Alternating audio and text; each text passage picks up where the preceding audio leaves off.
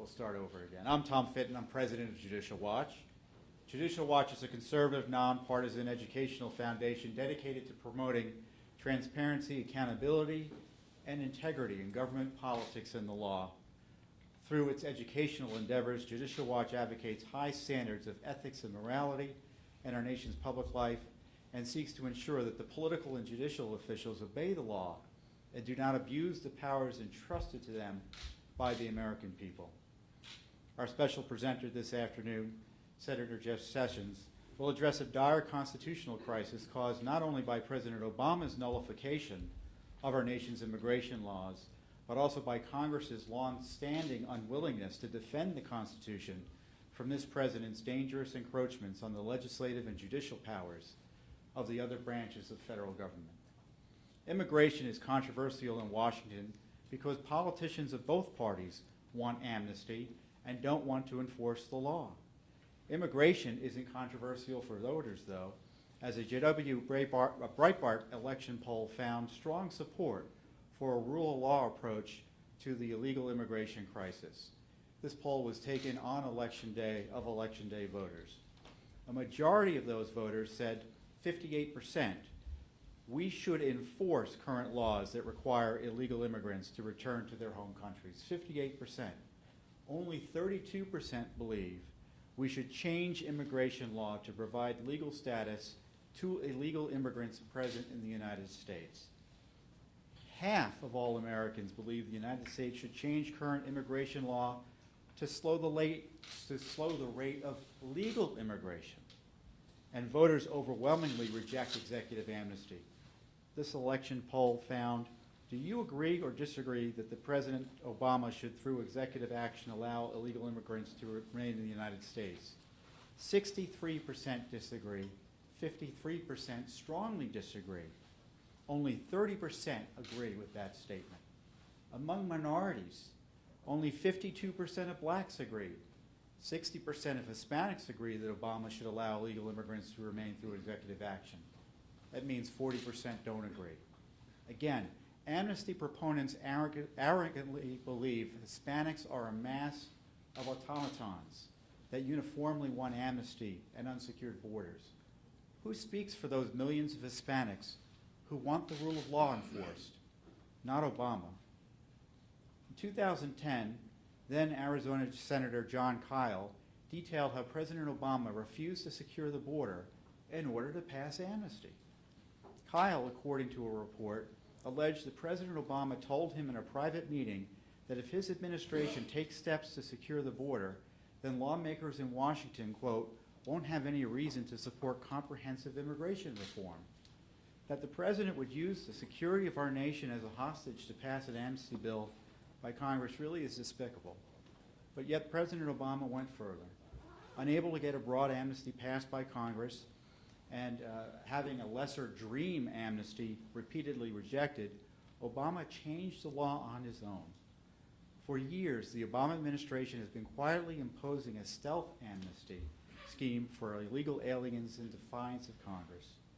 On June 15, 2012, the stealth effort was institutionalized in the open when then Homeland Security Secretary Janet Napolitano issued a memorandum formally establishing the Deferred Action for Childhood Arrivals program with no statutory and in direct defiance of Congress it was in direct defiance of Congress's earlier refusal to enact the so-called DREAM Act into law.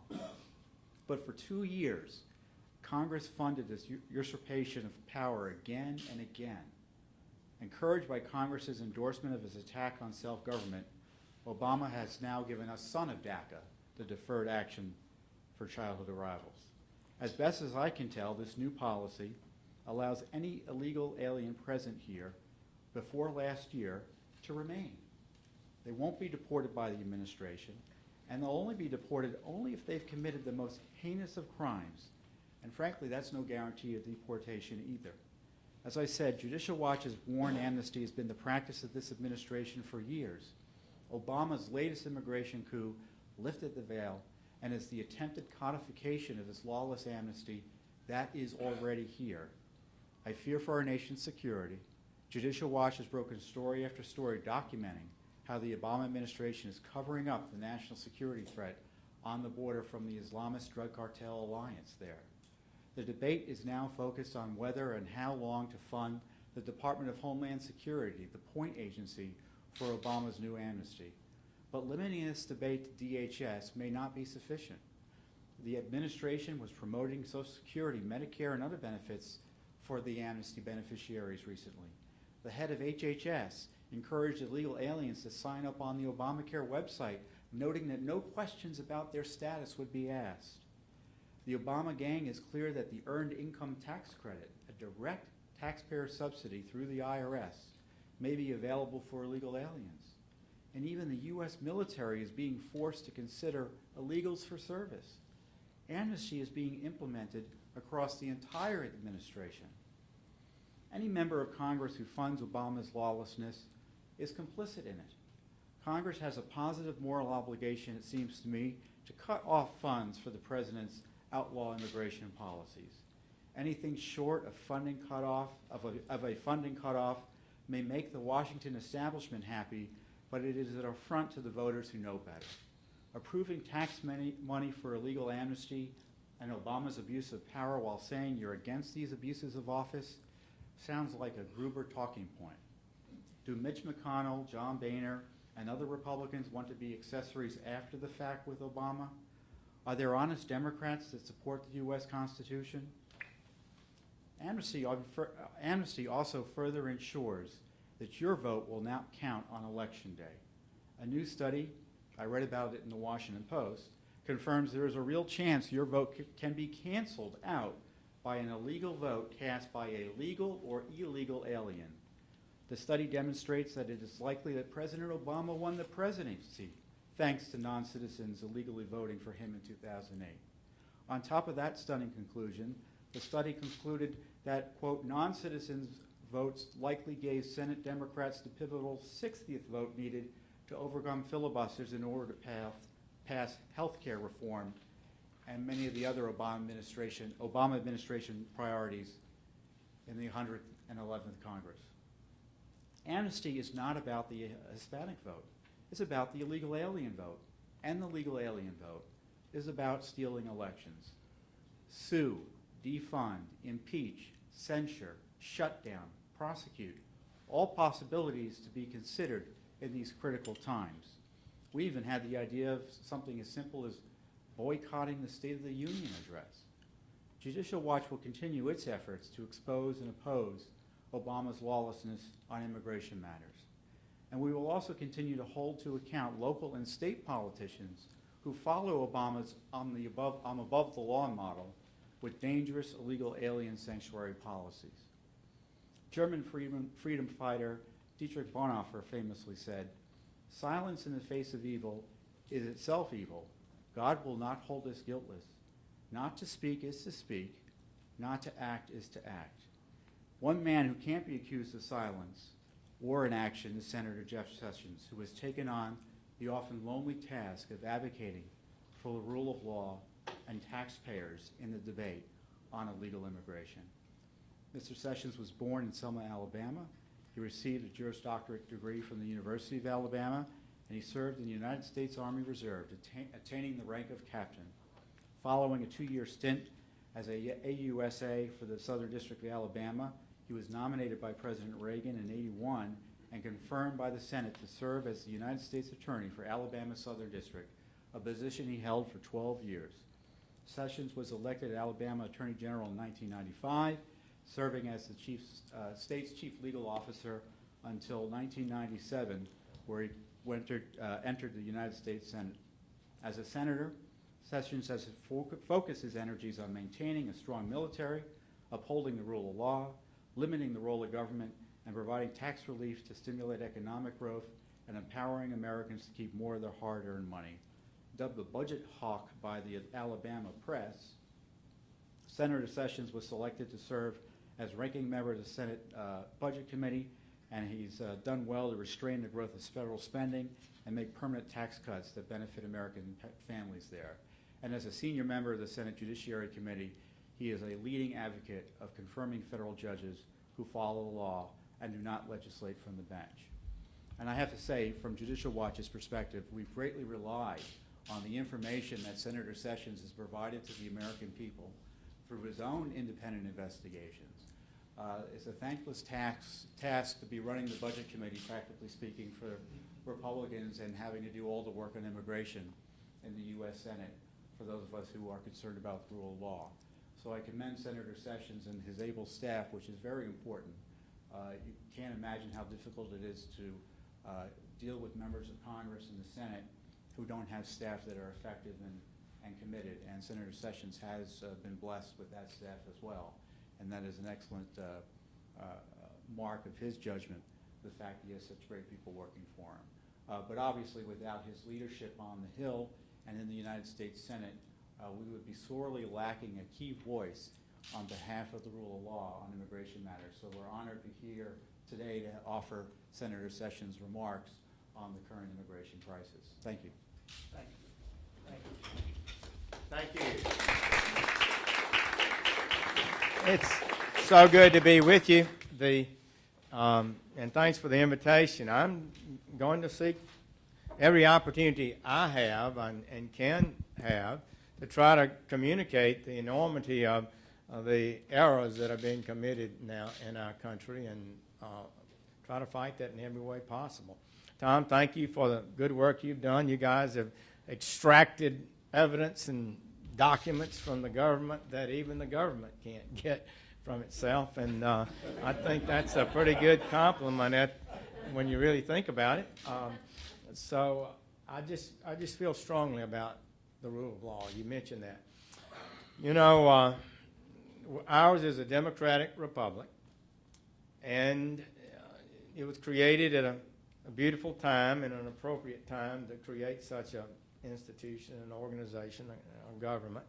And I suggest that the entire concept really throughout the system is a pursuit of truth, and to create a system that allows truth to be revealed, and then good decisions can be made. Having tried a lot of cases as a prosecutor and been before juries, juries are selected to what? Figure out what the truth is. Cross-examination. How can we determine what's really true? Bringing in evidence to rebut the evidence that the government presents. All of that is part of, I think, a pursuit of truth. And when you look at the Constitution, free speech, free press, open government, records of proceedings in Congress, all of these things are also commitments to determining what is the true facts. And from the true facts, then you can make a decision about how to go forward. And I really believe that's important. I noticed that Burke, Burke, when he was making his great speech on reconciliation with the colonies in order to avoid war, noted to the Parliament that I hear he said they buy more copies of Blackstone in the colonies than they do in England. And we were very legal people from the beginning, I suggest. And we had lawyers everywhere and fought over things, but judges day after day, juries day after day, render rulings, and people say, yes, sir, they don't like it. Maybe they lost. Maybe it's very important what they lost to them. But they accept those verdicts because there's a belief deep in our heritage that we have a legal system that's just and fair and brings things forward in an appropriate way. And I worry about our future, and to me, nothing is more revealing of our postmodern drift than what has happened with immigration. It's just breathtaking to me, the extent to which we are drifting away from a plain legal system that everybody can rely on. And the more that's done, the more the people lose confidence in the government, the more they believe a decision by a court or a government is based on improper motives rather than proper motives, and they are less likely to acquiesce in it. And it's a corrosive effect, I think, on America. And I just feel strongly about that. I know we confirmed, without my vote, a justice on the Supreme Court. And as I recall, the language was, there is no objective stance just a series of perspectives. It still makes the hair stand up on the back of my neck. And that was a speech that she made before going on the bench. There is no objective stance. Just a series of perspectives. Isn't that the postmodern world? Words don't mean anything really. You can just reinterpret them in light of what happened last week somewhere, and you can make it say what you want it to say, even though it doesn't say that. So I feel strongly about that, and I believe we've got to fight for our future, we fight for our country, and fight for the very rule of law that's made us so prosperous and free. I've been very impressed with Professor Jonathan Turley, who's been called by the Democrats to be witnesses a number of times.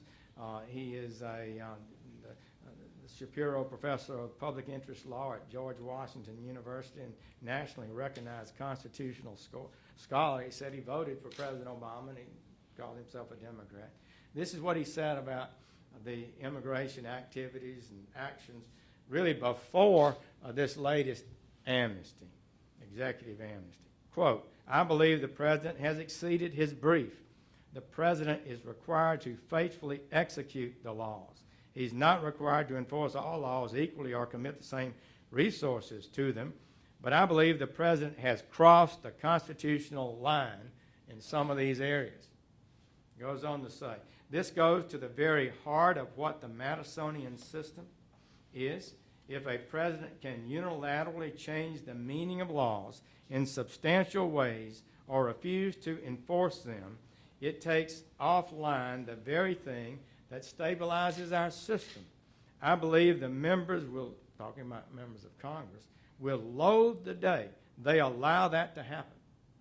This will not be our last president. There will be more presidents who will claim the same authority. I think he's exactly right. He goes on to say, this is important. Quote, "The problem of what the President is doing is that he is not simply posing a danger to the constitutional system. He is becoming the very danger the Constitution was designed to avoid. That is, the concentration of power in any single branch. This Newtonian orbit that the three branches exist in is a delicate one, but it is designed to prevent just this kind of concentration." Close quote. Isn't that correct? When he was asked whether the President had acted contrary to the Constitution explicitly, this was in a House hearing this summer, I believe, he said yes. He said this, quote, "I really have great trepidation over where we are heading because we are creating a new system here, something that is not what was designed. We have this rising fourth branch," I guess he's talking about the bureaucracy, "in a system that's tripartite. The center of gravity is shifting, and that makes it unstable. And within that system, you have the rise of an uber presidency. There could be no greater danger for individual liberty. And I really think the framers would be horrified by that shift because everything they've dedicated themselves to was creating this orbital balance, and we've lost it." Close quote. Goes on. "It is not prosecutorial discretion to go into a law and say an entire category of people will no longer be subject to the law. That's a legislative decision. Prosecutorial discretion is a case-by-case decision that is made by the Department of Justice. When the Department of Justice starts to say we're going to extend that to whole sections of laws, then they are engaging in a legislative act, not an act of prosecutorial discretion. Wherever the line is drawn, it's got to be drawn somewhere from here. It can't include categorical rejections of the application of the law to millions of people." I think that's exactly right. I don't know what prosecutorial discretion is. I was a United States Attorney for 12 years. I've actually prosecuted some immigration cases, actually. So Mr. Turley goes on, quote, "Many of these questions are not close, in my view. The President is outside the line, And that's where we have the most serious constitutional crisis in our view, in my lifetime, and that is this body, talking about Congress, is becoming less and less relevant. And you call on Congress, Tom, to do something about it. He did too. This is what he says. This supporter of President Obama, at least before this, I don't know where he is now. Quote, I believe that Congress is facing a critical crossroads in terms of its continued relevance to the process. What this body cannot become is a debating society where it can issue rules and laws that are either complied with or not complied with by the president. I think that's where we are. A president cannot ignore an express statement on policy grounds in terms of the institutional issue. Look around you. Is this body, Congress, is this truly the body that existed when it was formed? Does it have the same gravitational pull and authority that was given to it by the framers? You're the keepers of this authority. You took an oath to uphold it. And the framers assumed that you would have the institutional wherewithal and, frankly, ambition to defend the turf that is the legislative branch. I think that's strong. But I think this is what we're talking about. It's bigger than just the immigration question. Oh, that's a huge question, an issue of tremendous importance. Now, Jan Ting, in his paper, he's a professor at Temple University, said, first of all, noted that the president himself 20 times, he said he didn't have the power to do this. I'll just read a couple of them. In July of 2011, quote, I swore an oath to uphold the laws on the books. That's a good line. The laws on the books, not the one he'd like to have on the books, not the one Congress rejected. Professor Van Alstyne, used to be a Duke, talked before the 11th Circuit Conference years ago. I never forgot it. He said a key language in the Constitution is the line that says, ordain and establish this Constitution, not the one you'd like it to be, like you wish it was. This is the one that got adopted, nothing else. He goes on. So I swore an oath to uphold the laws on the books. Now I know some people want me to bypass Congress and change the laws on my own. Believe me, the idea of doing things on my own is very tempting. I promise you, not just on immigration reform. But that's not how our system works, said the professor. That's not how our democracy functions. That's not how our Constitution is written. Close quote. September last year, talking about the DACA program that you talked about. Quote, if we start broadening that, I would be ignoring the law in a way that I think would be very difficult to defend legally. Boy, that's correct. Are you okay? Didn't go over, turn over there. So that's not an option. What I've said is there's a path to get this done, and that's through Congress, close quote.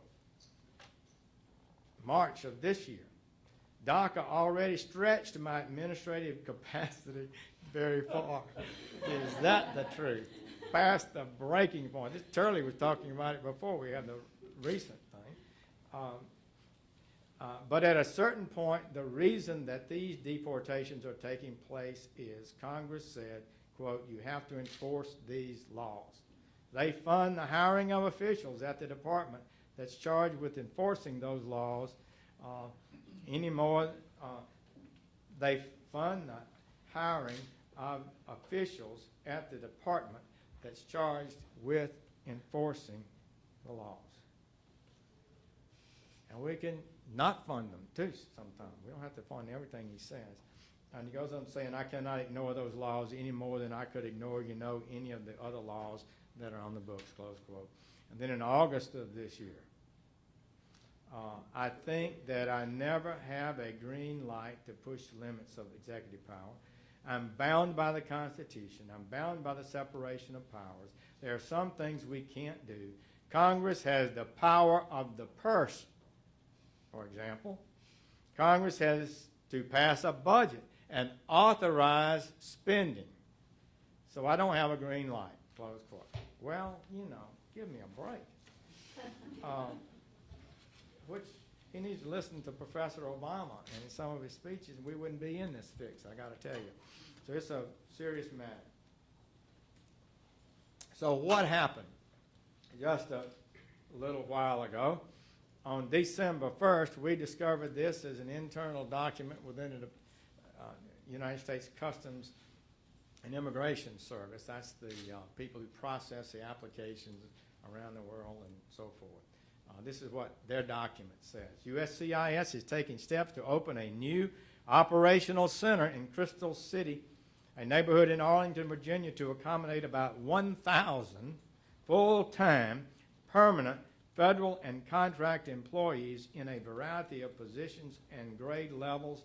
The initial workload will include cases filed as a result of the executive actions on immigration announced on November 20th, 2014.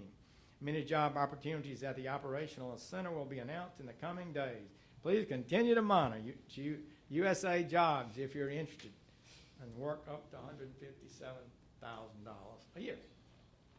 So, what I guess I'm saying to you is it's gone beyond just talk. It's gone beyond prosecutorial discretion. That center will be producing, purchasing, and delivering to millions, perhaps 5 million persons, a photo ID.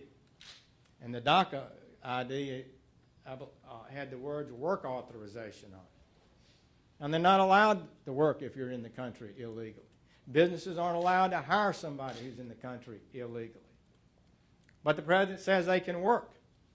And I'm going to give you a Social Security number. And you can participate in Social Security and Medicare. All of this is a scheme of immigration that Congress explicitly rejected. We said no to this. We refused to produce such a policy after multiple efforts. The House said no and the American people said no. But regardless of what you feel about the merits of the details of how we should fix immigration in the future, Congress said no and the president has gone forward.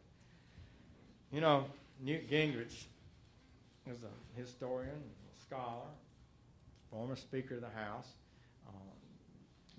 Last week, he tweeted this after he learned about the funding of this center in Crystal City. Quote, Obama funding new staff and offices without congressional approval is a step toward kingship or dictatorship. He must be stopped now. In a second tweet, I guess he was still charged up. Congress should only approve very short spending bill to set up fight in January on Obama unconstitutional power grab, no long-term CR. And a third one, crystal clear here. Our entire constitutional structure is at stake. This new Obama power grab is the greatest threat to freedom since King George III. That's what Newt Gingrich said last week. So I think we're in a pretty serious situation here. And what has occurred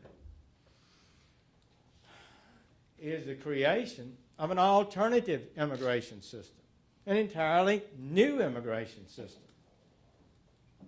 The president's not empowered to do that. The executive branch is not empowered to do that. And it's pretty clear that we've discovered, maybe you've done some work in it, Tom, I think maybe you have, there was never even an executive order issued. I guess they just whispered in the ear of Jay Johnson over at Homeland Security, just put out a memo and tell everybody not to enforce the law. Or set up this system and do it this way. We don't even have a really significant, direct, legal direction that we can ascertain precisely what the president is doing. It's a stunning event in my view. Article 1, Section 8 of the Constitution is clear. Congress is vested with plenary powers over naturalization law, as the Supreme Court in Galvan v. Press made clear in 1954 and haven't diverged from that. So in exercising its plenary authority, Congress has declined to pass an immigration bill bestowing legal status and work authorization on people who entered the country illegally. Right? I mean, the president wanted that. Chuck Schumer wanted that. Some Republicans wanted that. Business groups wanted that. La Raza groups wanted that. The ACLU, all these people wanted it, but the American people. And Congress has recognized the need to control the number of individuals who can come to the country to live and work. That's a decision by Congress, that we should limit the number, and they should meet certain standards, and it should be an objective, fair system. It's passed laws to establish rules to protect the interests of the citizens. And so the president's recent unlawful actions have essentially established another immigration system, wholly apart from that which was established through constitutionally enacted laws. Professor Temple said this, quote, "In effect, the president's deferred action program constitutes an alternate immigration system authorized by a cabinet secretary's memorandum.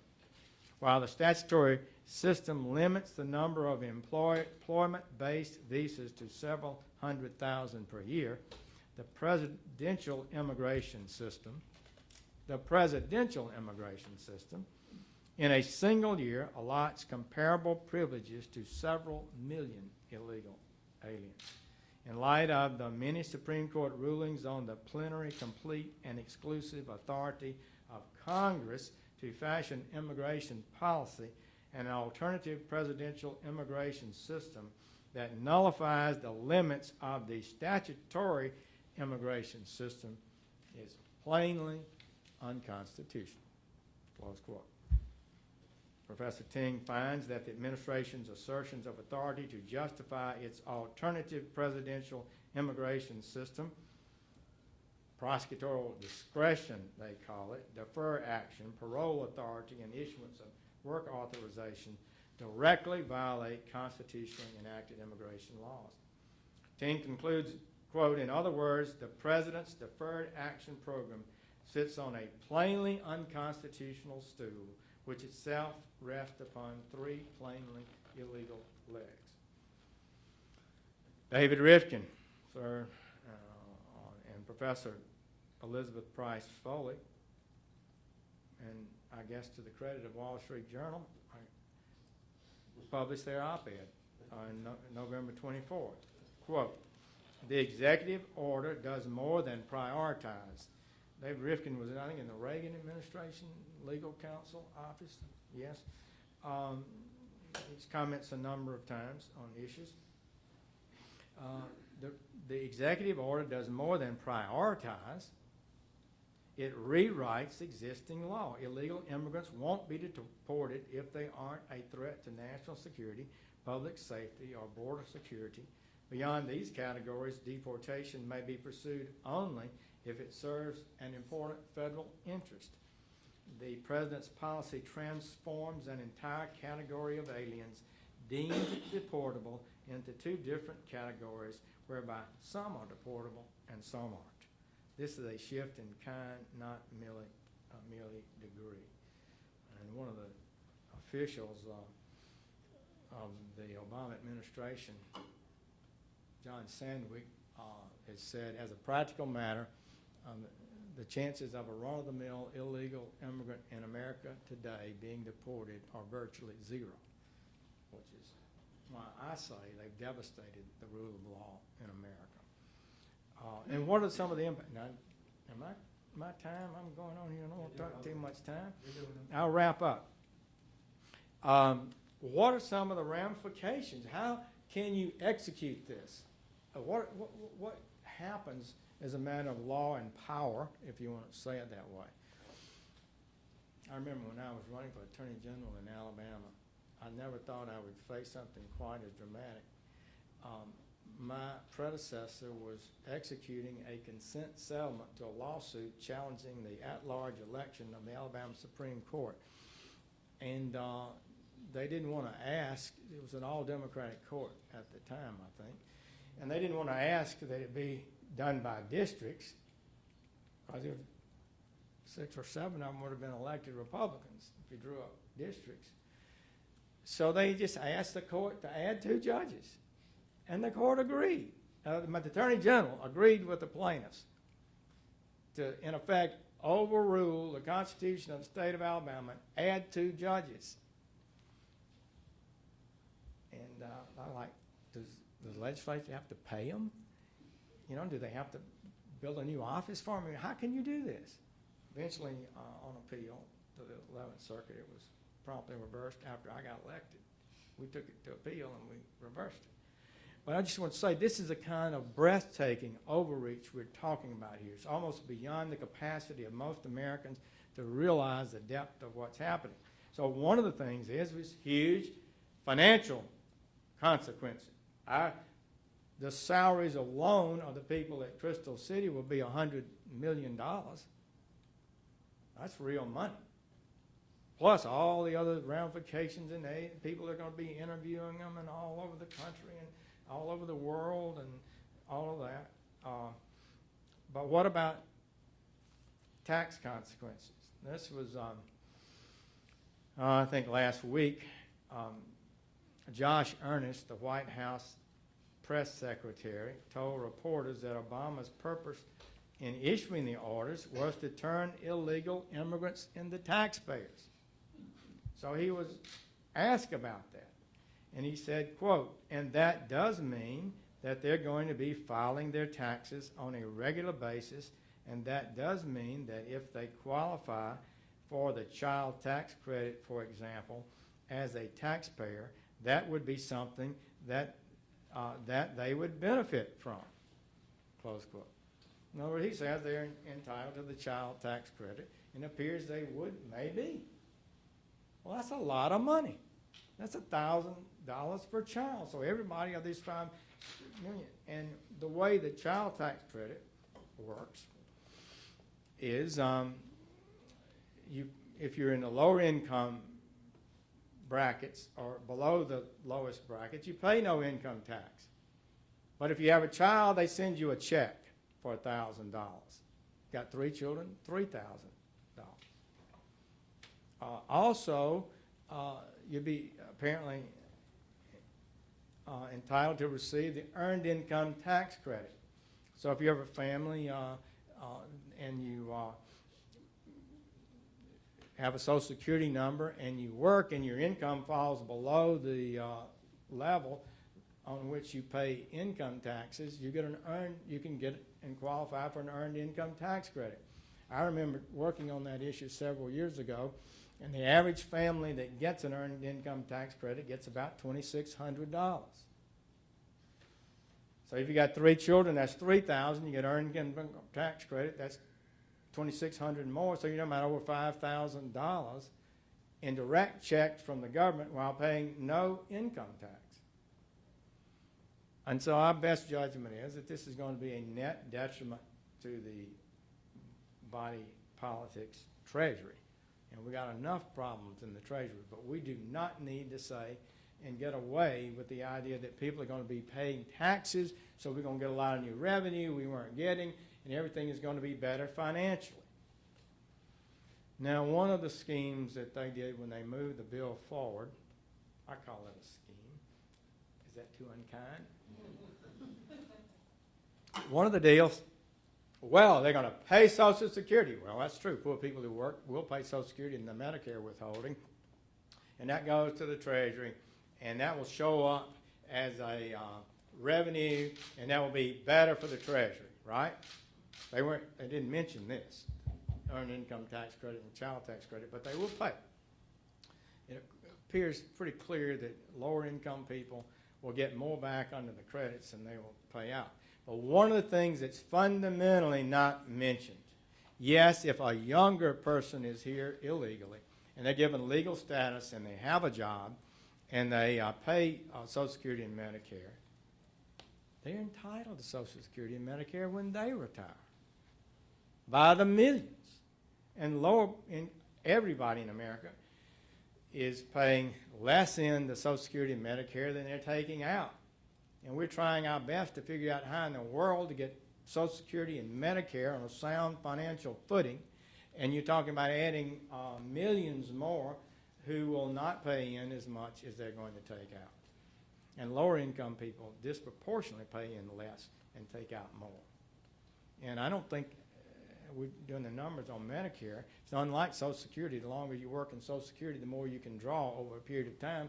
But in Medicare, once you qualify, you got your medical care taken care of. So people who may be working just a minimum number of years be covered medically for years. So I just would say to you, we need to push back on this idea that financially we're gaining something of a significant nature. And finally, most of you are pretty much know about the numbers and how the system, the arguments about immigration. I'm not against immigration. It's a part of American heritage. But we've gone through periods where we've slowed down, and we've had some really rushed periods. We're now at one of the highest periods of immigration ever, and reaching about the highest percentage of people in America that are not native born since 1920. Yeah, since in the early 20s. So this is a matter, but I just saw a poll in Los Angeles, in the Los Angeles Times, that 52% of the people who immigrated to Los Angeles, legal and illegal, since the year 2000 were unemployed. So I think it's pretty clear that our challenge for America today is to get the people we represent, American citizens, working first before we bring in large numbers of people who make it, thank you, before we bring in large numbers of people that make it even more difficult for recent immigrants to get a job. Like in Los Angeles, you just look at the numbers. A lot of people, I'm sure, lawfully immigrated to Los Angeles. They are unemployed too. And you can reach a point where the labor supply exceeds the demand for labor. And one more thing. I won't go into the details of it, but Jessica Vaughn, an expert in all this, used to be in the immigration system, worked there. She's discovered several ways in which there are pathways to citizenship under President Obama's bill.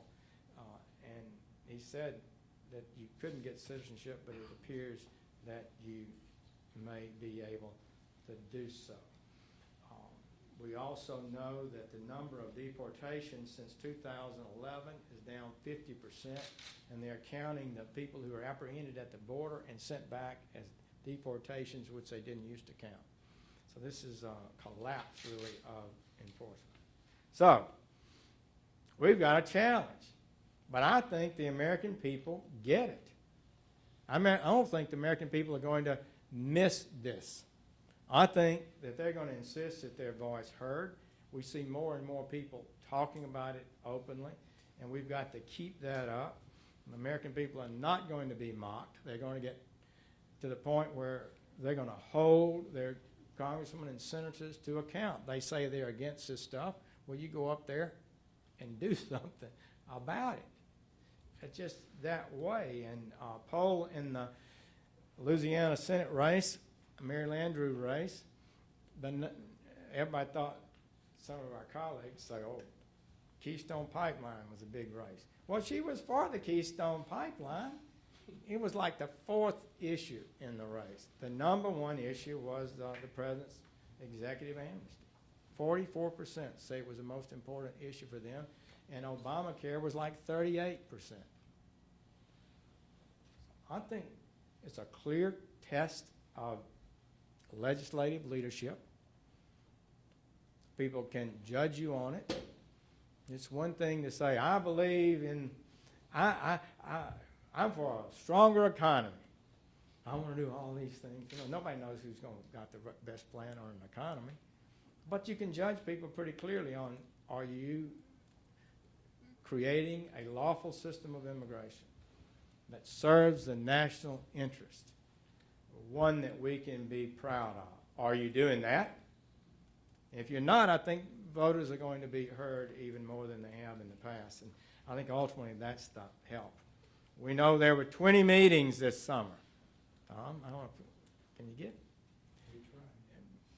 With, I'm sure you are. Business groups meeting in the White House with immigration stakeholders. Well, you know who's not a stakeholder? You. John Q. Public. They're not a stakeholder. The law officers, the ICE officers, are they a stakeholder? No. They hadn't been called into this. The USCIS, Citizenship and Immigration Services, they weren't participating in this. The ICE officers filed a lawsuit against the secretary and John Morton, their supervisor. In Texas, it's on appeal now. The judge was very sympathetic, but said he questioned standing, and the standing issue is on appeal. And they say, you're ordering us to violate our oath to enforce the laws of the United States. This is the ICE Association officers. I spent 15 years in the Department of Justice. Have any of you ever heard of law enforcement officers suing for something other than money? Overtime, whatever. They're suing because and their morale is ranked the lowest in the federal government. USCIS officers, and this is what they've been sending out publications. They do the processing and would process all these things. So Ken Palinkas, the president of their Citizenship and Immigration Services Council, representing 12,000 officers, adjudicators, said this, quote, "We are still," talking about USCIS, "the world's rubber stamp for entry into the United States, regardless of the ramifications of the constant violations of the Immigration and Nationality Act. Whether it's the failure to uphold the public charge laws, you're not supposed to come to America and be admitted unless you can prove you're not going to be on the dole, not going to be a public charge. This is basic immigration law for many decades, 100 years, I guess. The abuse of our asylum procedures. Anybody can claim asylum. It just turns into a legal nightmare. The admission of Islamist radicals or visas for health risk. The taxpayers are being fleeced and public safety being endangered on a daily basis. Goes on, quote, "I write today to warn the general public that this situation is about to get exponentially worse and more dangerous. America dodged a bullet when the Senate immigration package S-744 was blocked in the House. The legislation would have been a financial and security catastrophe." Goes on. And it's about the third letter that he's put out. So I guess I say to you, we've got a challenge ahead. I believe we need a lawful system of immigration that we can be proud of, that serves the public interest.